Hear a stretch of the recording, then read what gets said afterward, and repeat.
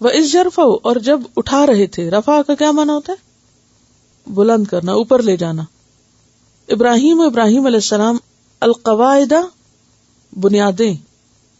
قواعد جو ہے قاعدہ کی جمع ہے، القاعدہ. تو قاف عین دال، قاعدہ کا کیا معنی ہوتا ہے؟ بیٹھنا. دیوار کی بنیاد کو کیوں القاعدہ کہتے ہیں؟ کیونکہ باقی عمارت اسی پہ بیٹھتی ہے، یعنی وہ ایک طرح سے بیٹھنے کی جگہ ہے، بیس، فاؤنڈیشن جو ہوتی ہے، بنیاد. عمارت اس پہ کھڑی ہوتی ہے. جب اٹھا رہے تھے ابراہیم علیہ السلام بنیادیں من البیت، گھر کی. وہ اسماعیل، اور اسماعیل بھی ساتھ تھے، باپ بیٹا دونوں. اس سے کیا پتہ چلتا؟ پیاروں کو ساتھ لے کے چلنا ہوتا ہے، یہ بات پتہ چلتی. پیاروں کو ساتھ لے کے چلے. جب اللہ تعالیٰ نے ان کو امام بنایا، ایک تو لیڈر بناتے نا لوگوں کو، اور آپ سوچیں اس سے بڑا کوئی مقام ہے کہ رب کائنات کسی انسان کو لیڈر بنائے. اس وقت انہوں نے دعا مانگی، یا اللہ میرے بچے کا، ظالموں کو نہیں میرا وعدہ. تو اس سے کیا پتہ چلتا ہے؟ ابراہیم علیہ السلام کی کون سی خوبی پتہ چلتی ہے؟ کہ وہ دنیا کے امام تو تھے ہی، لیکن اپنی اولاد کو نہیں بھولے تھے. یعنی ساتھ رکھا تھا انہوں نے کاموں میں. تو اسماعیل کو ساتھ لے کے گھر بنایا تھا. تو ہمیں بھی کیا کرنا ہے؟ بچوں کو ساتھ لے کے چلنا ہے. یہ نہیں کہ خود پڑھنے لگے گا چلو جاؤ یہاں سے، ڈسٹرب نہ کرو مجھے. ان کو بگانا نہیں، ان سے کہنا جو تم میرا سنو، دیکھو میں کیا کر رہی ہوں. ان کے ساتھ گیم کریں. تو تھوڑا تھوڑا ہر روز، جیسے ماں کھانا کھلاتی ہے نا، منہ میں نوالے ڈالتی. یہ چڑیا کو آپ دیکھیں کہ وہ کیا کرتی ہے اپنے بچوں کے ساتھ، چن چن کے لاتی ہے باہر سے، پھر لا کے منہ میں چونچ میں ڈالتی ہے نا، جب تک خود کھانے کے قابل نہیں ہوتے. تو دنیا کا کھانا تو ہم کھلاتے ہیں، مگر روح کا کھانا بھی اسی طرح چونچ میں ڈالا کریں تھوڑا تھوڑا. چاہے نکال ہی دیں، بازو کا نام کھلاتے وہ بچے باہر نکال دیتے، کوئی بات نہیں، لیکن دیں ضرور. فوری طور پر قدر نہیں کریں گے، لیکن کبھی زندگی میں شاید یاد رہ جائے. تو پہلا فرض پورا کرتے ہیں، اگلا تو پھر اللہ کے حوالے، اور پھر ہر انسان کی اپنی چوائس ہوتی ہے. تو ابراہیم اپنے بیٹے اسماعیل کو بھی ساتھ لے کے چل رہے تھے، اور دونوں دعائیں مانگ رہے تھے، ربنا تقبل منا، اے رب ہم سے قبول کر لے. قاف بے لام. انک انت السمیع العلیم، بے شک تو بہت سننے والا، بہت جاننے والا ہے ہمارے دلوں کے حال، ہماری نیتیں، کہ ہم یہ گھر کیوں بنا رہے ہیں، کس جذبے سے بنا رہے ہیں. یعنی اس موقع پر یہ کہنا، ان صفات کا ذکر کرنا کہ تو سنتا ہے، تو جانتا ہے، کیا مطلب ہے اس کا؟ تو ہمارے دلوں کا حال جانتا ہے. تو سوچا آپ نے کہ یہ بنیاد کی بات کی، دیوار کی نہیں کی، چھت کی نہیں کی، حالانکہ بنیاد تو چھپ جاتی نیچے. یعنی اللہ کا گھر بنانے میں اصل چیز جو برکت کا سبب بنتی ہے وہ انسان کی نیت ہے. نیت. یا رب تو دلوں کا حال جانتا ہے. یعنی کوشش اپنی جگہ، جتنی خالص نیت سے اللہ کے دین کا کام کریں گے نا، تو تھوڑی سی ایفرٹ بھی بہت بابرکت ہو جائے گی. وَإِذْ يَرْفَعُ إِبْرَاهِيمُ الْقَوَاعِدَ مِنَ الْبَيْتِ وَإِسْمَاعِيلُ، اور جب ابراہیم علیہ السلام اور اسماعیل علیہ السلام گھر کی بنیادیں اٹھا رہے تھے، دونوں باپ بیٹا. اب آپ دیکھیے کہ ایک مکان بنانے کے لیے، چاہے کمرہ ہی بنانا ہو، کتنے لوگوں کی ضرورت ہوتی ہے نا، اور کتنے کاریگر چاہیے ہوتے ہیں. جبل کعبہ آپ میں سے شاید کچھ لوگوں نے دیکھا، اب تو خیر انہوں نے وہاں سے کافی اس کو ریموو بھی کر دیا.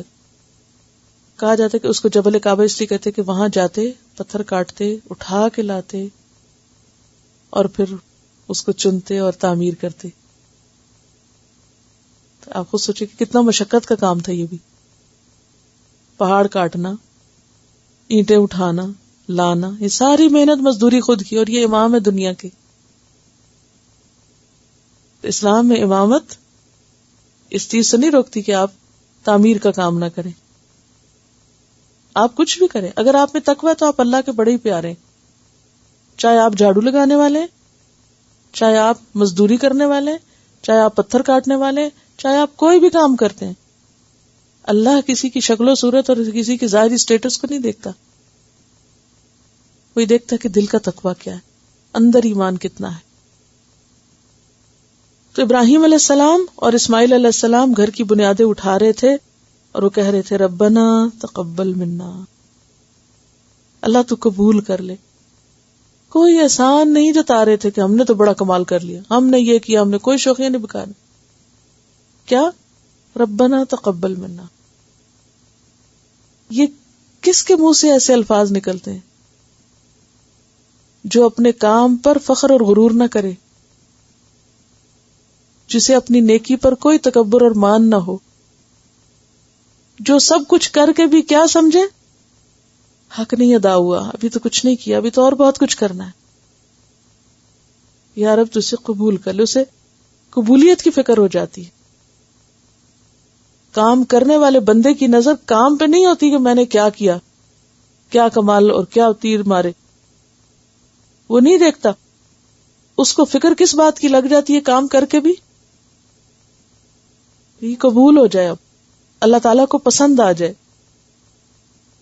انک انت السمیع العلیم، بے شک تو سننے والا ہے، جاننے والا ہے. دیکھیے کہ ابراہیم علیہ السلام نے جو کعبہ بنایا تھا یہ پہلی دفعہ نہیں بنایا تھا.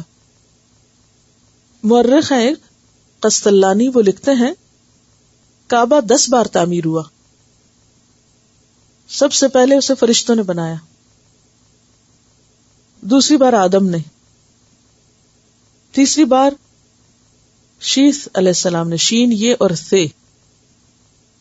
اور یہ تعمیر جو تھی طوفان نوح میں گر گئی تھی، جو شیث علیہ السلام کی تھی. شین یہ ثے، شیث. طوفان نوح میں یہ تعمیر گر گئی. چوتھی بار ابراہیم علیہ السلام نے بنایا تھا، پھر 5ویں بار عمالقہ نے بنایا تھا. عمالقہ کون تھے یاد؟ جو وہاں فلسطین میں تھے. اور پھر اصل میں یہ گھر جب بن گیا تھا نا تو پھر لوگ ہر طرف سے یہاں آتے تھے. وہ اللہ تعالیٰ نے ابراہیم علیہ السلام کہا تھا نا اذن فی الناس بالحج، لوگوں میں حج کا اعلان کرو. یاتوک رجالا، پیدل آئیں گے.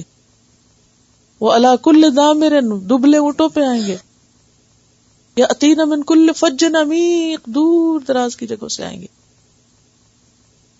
دور دراز سے آئیں گے. تو پھر ہر علاقے کے لوگ اور تقریباً تمام انبیاء یہاں جاتے رہے. چھٹی بار قبیلہ جرہم نے بنایا تھا. 7ویں بار قصی ابن کلاب نے، نبی صلی اللہ علیہ وسلم کے اجداد میں سے ہیں.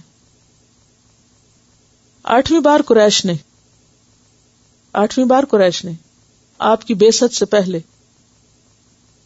قصی ابن کلاب. 9ویں بار حضرت عبداللہ بن زبیر نے. 10ویں بار حجاج بن یوسف نے. اور اس کے بعد بہت سے بادشاہوں نے اس کی تعمیر اور توسیع میں مسلسل حصہ لیا، اور یہ سلسلہ جاری ہے اب تک. جب آپ جاتے ہیں کچھ نہ کچھ بن ہی رہا ہوتا ہے.